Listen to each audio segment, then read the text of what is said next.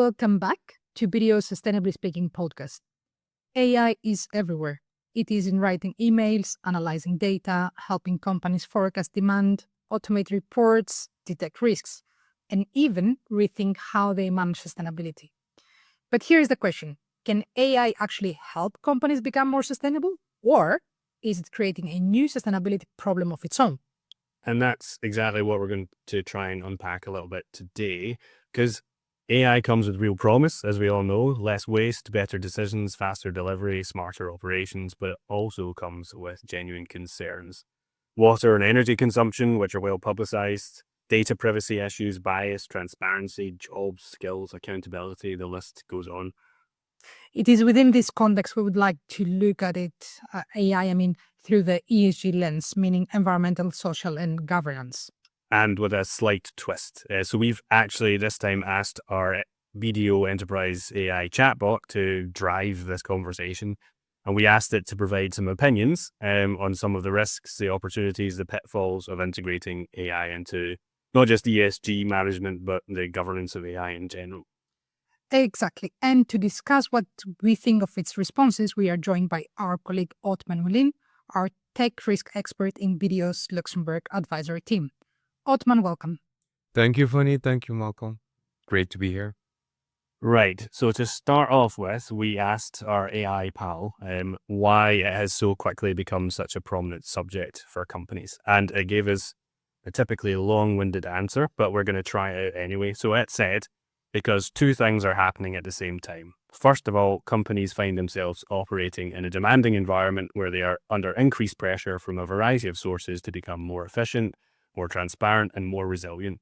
Sustainability is no longer about values or communication, or just about values or communication. Everything is about regulation, compliance, costs, supply chain, finance, and competitiveness. Second, AI has suddenly become much easier to access. You no longer need to be a technology giant or a computer nerd to use it. A small company can use AI to analyze its energy bills, draft procedures, review supplier questionnaires, or forecast stock levels. So the opportunity is suddenly very tangible in people's day-to-day work, but the danger is also real. Many companies are adopting AI quickly without thinking strategically or even asking basic questions about impact, risk, or control. I had no doubt that the response would be long, but if we actually summarize it, it seems to be suggesting that the increasingly complex and pressurized corporate context in which businesses must retain their license to operate, coupled with the breakdown of barriers to access, are driving companies, perhaps unthinkingly, towards AI. Any initial thoughts, Otman? Yeah. Whether we like it or not, this is the premise of a utopia or a dystopia, and only the future will tell us. This is our basis of a discussion today. AI grew up so much over the past 2 years, and the rate is only exponential. AI capabilities exceeds what we use on a daily basis, whether it is your ChatGPT, your Claude, or your Gemini. And this causes a lot of misuse. And do you think, going back to what our ChatGPT friend told us, that companies are rushing into adopting AI and not thinking strategically about it? Well, many economists even say that there is an AI bubble forming. All right, so let's apply the ESG perspective here. Let's start with the E in ESG, therefore environmental.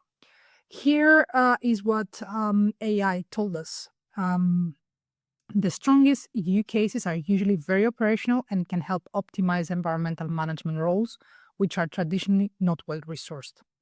In more general terms, AI is good at quickly connecting the dots on complex problems and modeling impact, whether it's optimizing air quality through traffic control, predicting floods and wildfires, detecting pollution sources, or helping you identify and manage emissions in your supply chain.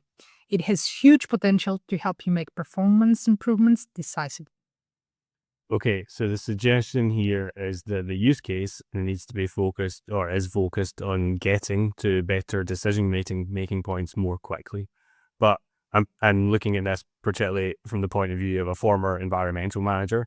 We are avoiding a few different elephants in the room. I'm thinking water, energy, land use, and all the sort of well-documented environmental impacts of AI. Well, I mean, even though I am a pro technology and pro AI in general, and sort of a geek, but here is a reference for you in terms of estimation of waste. Did you know how much GPT-3 consumed of water to be trained? Not really. No, go for it. Okay. So a study of University of California estimated that GPT-3 may have consumed 700,000 liters of fresh water. You know how is that equivalent to?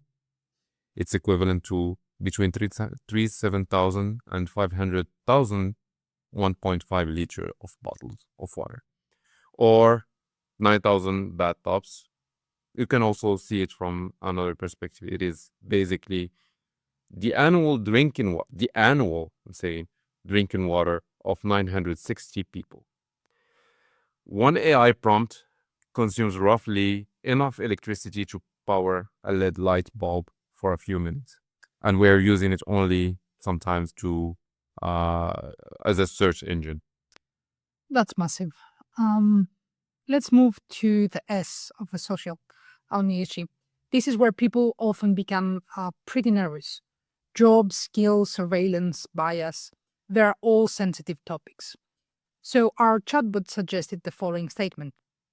AI can be very positive in society. It can remove repetitive work, support employees with better information, improve accessibility, make training more personalized, detect health and safety risks, and improve customer service.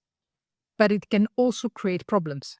It can reinforce bias, erode skills, make decisions less transparent, increase employee monitoring, expose personal data, or create fear around job replacement. Okay, when do you think we're going to see the seismic shift in the job market that everyone seems to be predicting?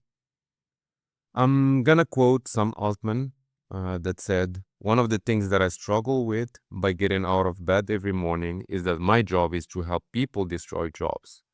We can see this from two angles, white collar, blue collar.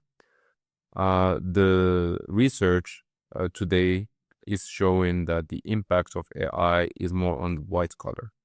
And the blue collar, since they are doing manual jobs, they are a little bit safer.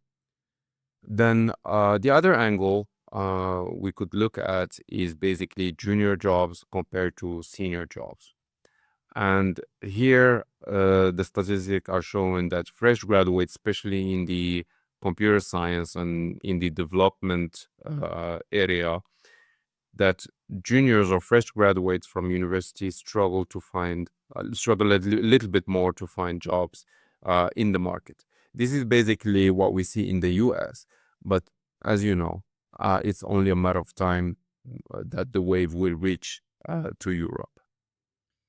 Indeed. And to finish, we need to also consider the importance of governance in managing the integration of AI into business operations.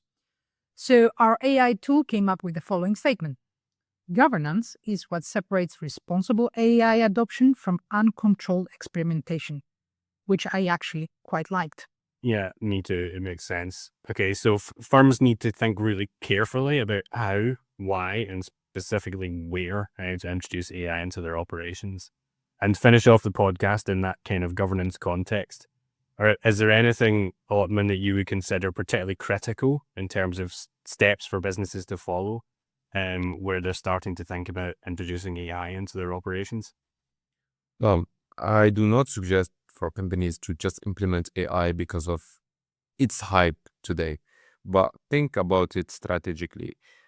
Think where you would need to use your AI. What are the business use cases that you can run?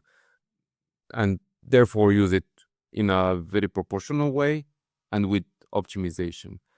Basically, what I want to say, if you need to kill a bug, don't use a rifle or a cannon.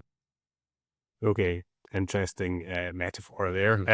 So we have a few key takeaways then. It's clear that planning your approach at a high level, at least to governing your use of AI in your business is critical to how effective it's going to be. And on top of that, it's also crucial in terms of the extent to which you can then harness it to achieve your sustainability objectives, being more targeted about it. Thank you very much for joining us, Otman. Sure, thank you both. It was a pleasure. And thank you all for listening to Sustainably Speaking podcast. If you want to find out more about how AI can be used to help turbocharge your approach to sustainability in an ethical way, don't be afraid to reach out. In the next episode, we will continue breaking down the sustainability topics that matter clearly, practically, and without unnecessary complexity. In the meantime, stay green.